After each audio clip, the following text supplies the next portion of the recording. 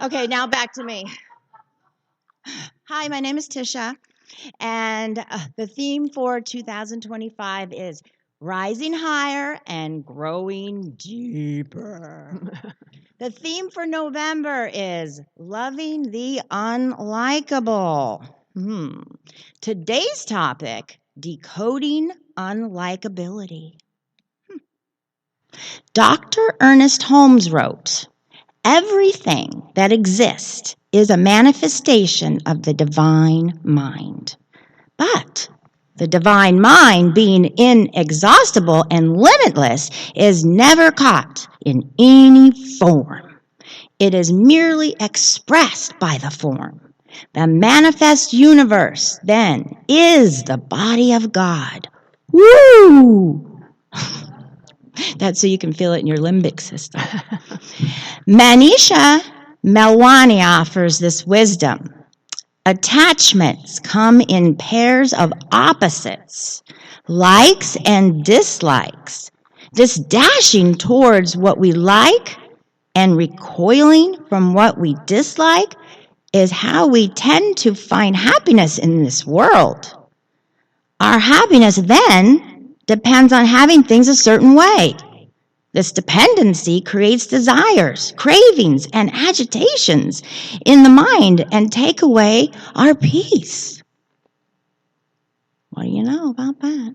The greater the intensity of the like and the dislike, the greater will be our disappointment and sorrow in the absence of the thing we like, or anger and agitation in the presence of something that we dislike. Swami Chinmayananda says clearly, if one can give up likes and dislikes, the world becomes double its space for us to move about. Then we do not go about chasing half of the things and running away from the other half of the things. I'm going to do it today. Let us affirm together, I choose love, even when I encounter something I don't like technology. Thank you. And now, our Dr. Reverend Kathleen will help us learn more all about this.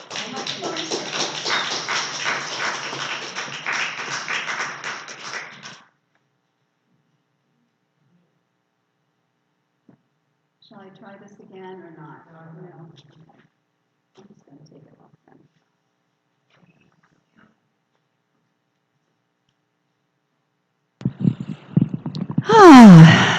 So I have a question for you. You ready? Why did the monk break up with the material world?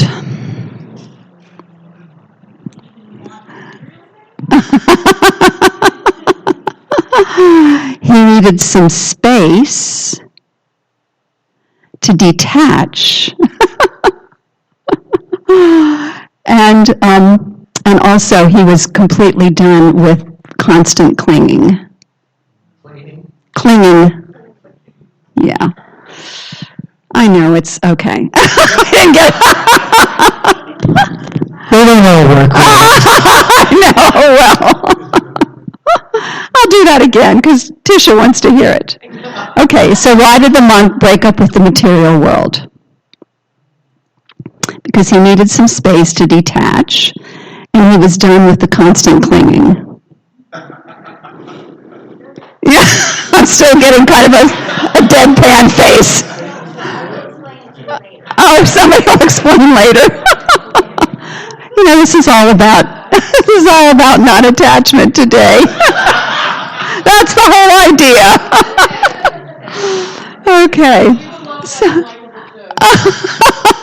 there you go.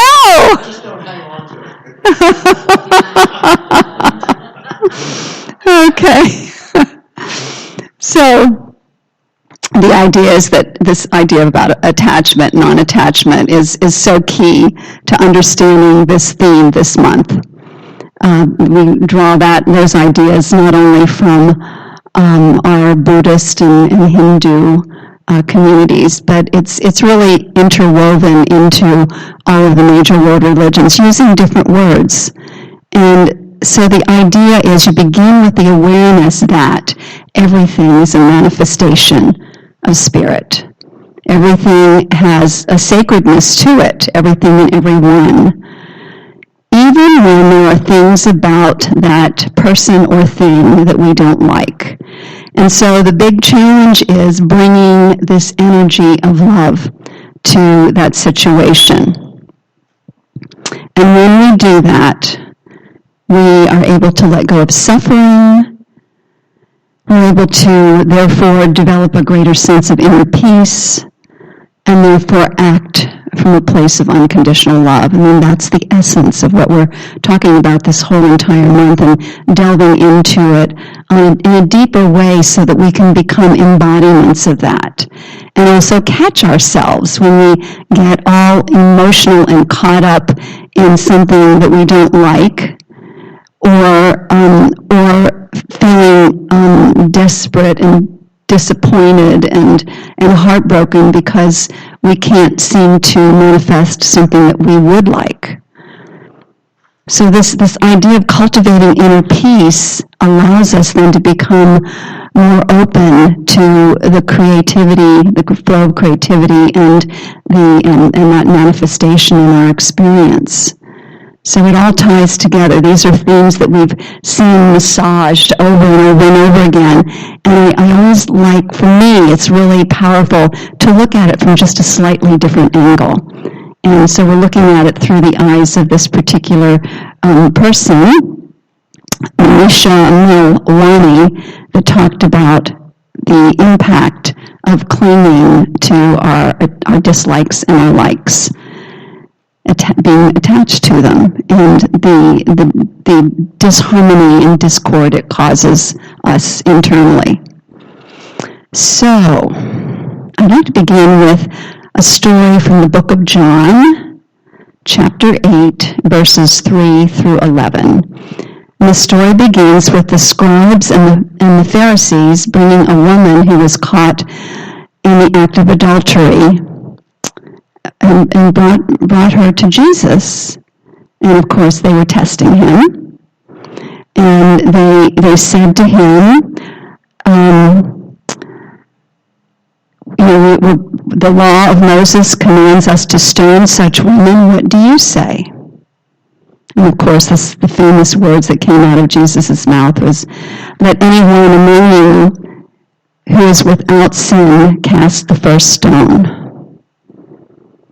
And then one by one, they all went away. They kind of disappeared. And then Jesus was reflecting with the woman that, okay, so many of them have condemned you, and neither do I condemn you. So go your way, and from now on, do not sin again. Now these teaching stories have, there's the story, the history of the story or whatever, and then there's the deep underlying meaning that we look for that applies to our own lives, our own state of consciousness. And so the metaphysical, we call it the metaphysical meaning, that deeper meaning, is that the woman represents the times that we have forgotten that we are of the divine, that we are sourced from the divine, our happiness comes from within, and we look outside of ourselves for happiness in world conditions. And exactly what we're talking about today, an attachment to, my happiness comes from something out there. So that's what she represents in her own consciousness. Thinking love and fulfillment comes from outer conditions. The scribes and the Pharisees represent our thoughts of attachment.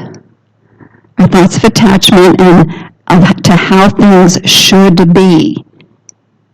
And if they aren't the way we think they should be, then we must condemn.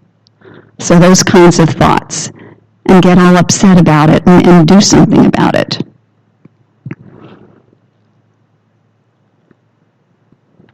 Jesus, of course, represents Christ consciousness, that presence of unconditional love that looks beyond the condition to the innocent, the inherent innocence in each and every being as whole, perfect, and complete, and deserving of our love and our compassion.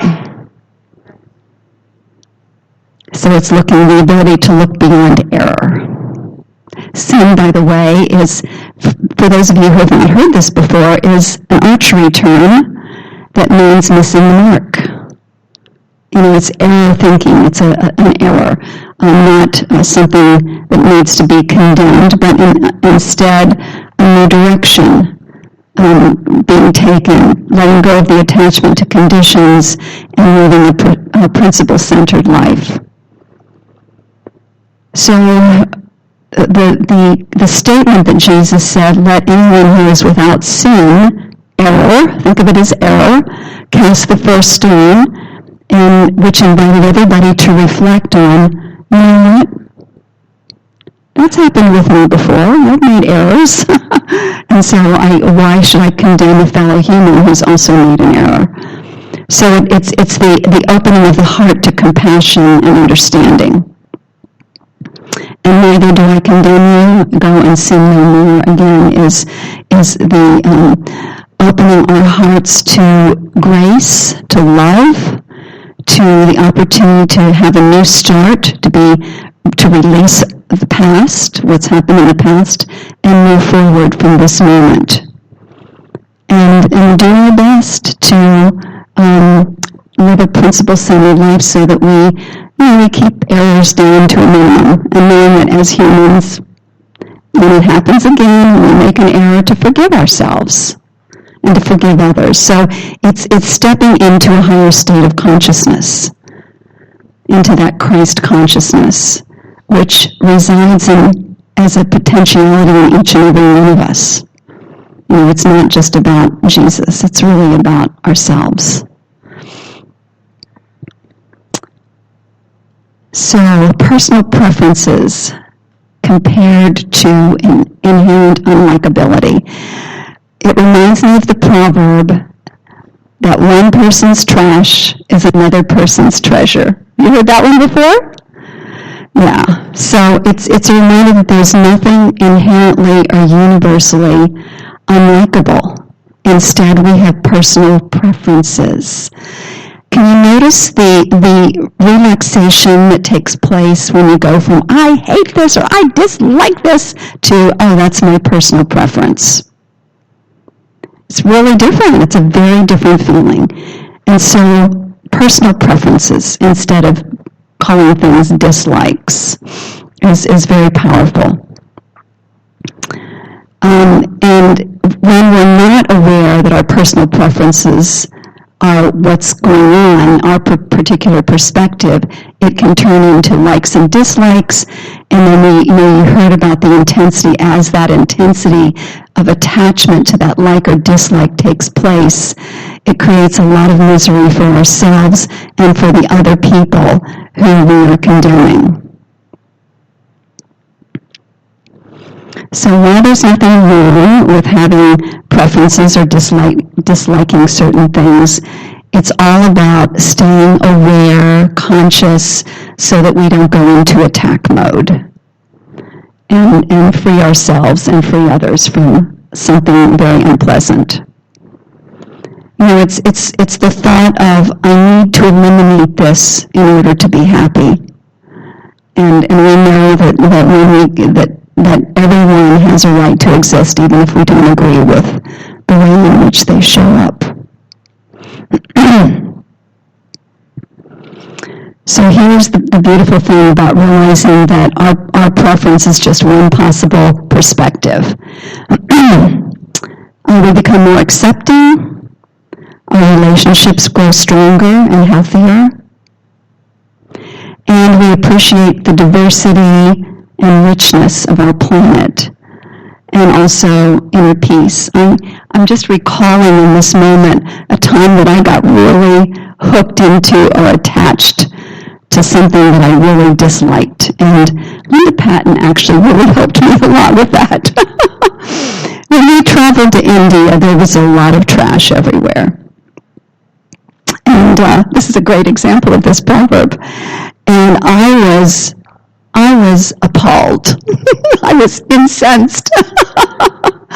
and so I happened to talk about it, and Linda said, she said, well, you can actually take really beautiful pictures of trash and make them into art. You said something to that effect, Linda, right? And so that was a wake-up call for me. I was really attached to this whole thing about trash in the streets. And even though I still don't like it, I understand that there's another perspective. That really helped me understand. So the more we can understand our perspective is one perspective, and there are other perspectives that people have. Some people might love something that we don't like, and that helps us to become more loving and accepting. So the next thing is respect and honor. So one of the ways another way to get a shift in consciousness around something that we dislike is to educate ourselves, develop understanding and knowledge. A really good example is the mosquito. The mosquito, right? And so we may dislike mosquitoes and take all kinds of actions to get rid of mosquitoes in our yard and so on and so forth. So I decided to do some research on mosquitoes online. And here's what I learned. This is really powerful. They play a vital part in our ecology. Well, of course they do, but I really hadn't thought about what their particular part was. So here's some of the things. They're pollinators. Did you know mosquitoes are pollinators? They're pollinators. And they are a vital food source for bats, for birds, for spiders, for dragonflies, and for fish. Vital source of food. Their larvae plays a powerful role in ponds. They eat algae and prevent algae blooms. Isn't that interesting? And then they also, the larvae and the adults decompose organic matter. So they play a vital part. So then I go, okay, so what is my part in this? How do I coexist? And of course the answer was right there on the page. It said you don't have to resort to strong chemicals if you choose essential oils like citronella and lavender and eucalyptus. And they actually have something at Harvest Market that is a combination of those various kinds of essential oils that you can spray on. It smells good, and it's proven to effectively repel them. So there are things we can do to coexist then. So wow, so what happened with you, with me sharing that information? Maybe some of you knew that already. But, yeah, Donna? I can say for myself, I was using what you're saying regarding my dislike of itemizing my cat. Okay, very good. You'd like to do your flies. Okay, so I'm going to give that role back to you to look up on the internet. Okay. All right. Unconditional love for all life. So all beings we've already talked about are inherently worthy, play a part in nature, play a part in this thing that's going on planet Earth. And our personal dislikes do not mean that other being should not exist. It doesn't diminish their right to exist. So when we choose love over judgment, we free ourselves. We free ourselves to get beyond that which is annoying and difficult into a new perspective. So exploring alternate perspectives becomes one of our tasks. What's another way of looking at this? And you could even ask people, what's another way I could look at this thing that's really bothering me? We can go within and listen to the wisdom within. What's another way I can look at this? What's another perspective? Or we can go and look on the internet and get other perspectives. So as we learn to do this, we can begin to start eliminating, I hate this, He should, she must, they have to, they need to, all of that language that gets us all stressed out and angry and very difficult to be around. And so anyway, as we do that, as we look at alternative positions, we can release judgment, we can move into a greater understanding of what oneness means and diversity and inclusion. It fosters empathy, compassion, respect, harmony, inclusivity in all of our interactions in our communities. I was thinking you can even apply it to your body parts that are having pain. And I've done that recently. I had some lower back and hip pain on the right-hand side, so anytime any little twinges come up, I just go, I love you. I just put my hand up, I love you. And you know what? It works. It works. It's amazing that it does work. And it's because that energy of love is what? It's healing. Whenever there's a pain, it's stress that's all caught up in that area. So it helps the relaxation response and helps more circulation in those places where we've been holding a lot of tension. All of this makes scientific sense as well as spiritual sense. So I'd like you to close your eyes for a moment and notice anything that you tend to say, I hate, or they shouldn't, he should, they should, they need to, they must, they have to, I don't like this. Anything where you notice some emotion coming up.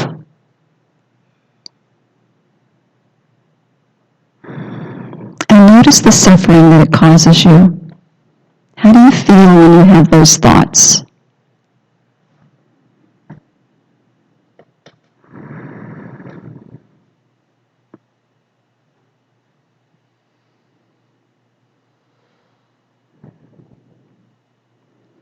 And notice how it helps you to resist throwing that stone of condemnation. So just put the stone of condemnation down.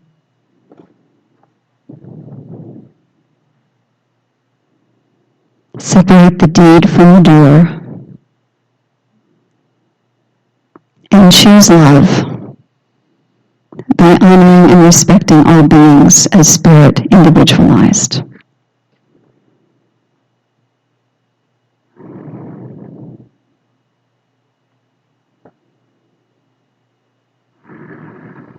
Letting it go now. I invite you to open your eyes and notice the peace that floods over you as you just let go of one more thing. I love all of you so much. So grateful for each and every one of you. So namaste, my friends.